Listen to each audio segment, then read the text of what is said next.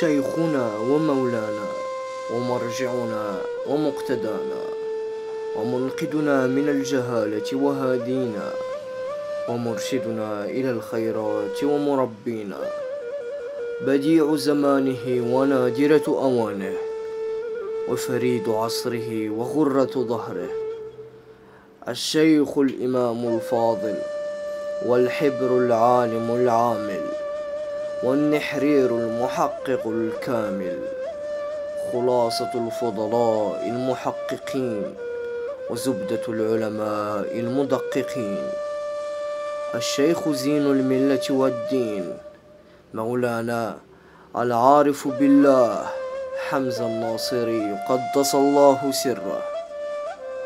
ولد الشيخ حمزة بمدينة مراكش بالمغرب الأقصى يوم 19 من ربيع الأول سنة 1411 للهجرة، الموافق 8 أكتوبر تشرين الأول عام 1990 للميلادية. نشأ تحت رعاية والديه، شب على كثرة الذكر والعبادة ومحبة الصالحين، درس بعدة مدارس حكومية. يقول بعض المدلسين أنه كان تلميذا مشاغبا يضرب زملاءه في الصف ويعنفهم، وهذا افتراء، بل كان رضي الله عنه تلميذا نموذجيا مواظبا نجيبا.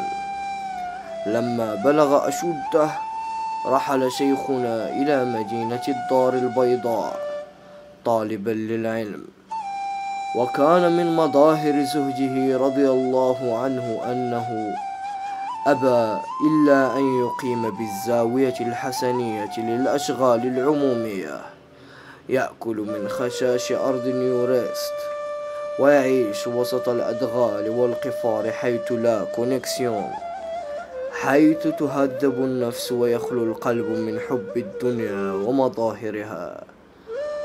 وقد أعجب الشيخ الناصري بالطريقة الحسنية التي تذكر مريدها في كل حين بعذاب جهنم وزقومها وعذاب القبر وظلمته، فوهبه مولانا الشيخ عدنان أبو كامل قدس الله سره غرفة بصومعة مع العاكفين والعاكفات ليعتكف بها ويرتقي بنفسه إلى أرقى المراتب وأعلى المقامات التي يمكن أن يصل إليها العبد، وهو مقام الماجوراسيون، مقام تتدفق فيه النقط والجوائز في البالماريس، وخصوصا تنهال عروض العمل على صاحبه من كل صوب، فيضمن الابتعاد عن أرذل دركات النفس،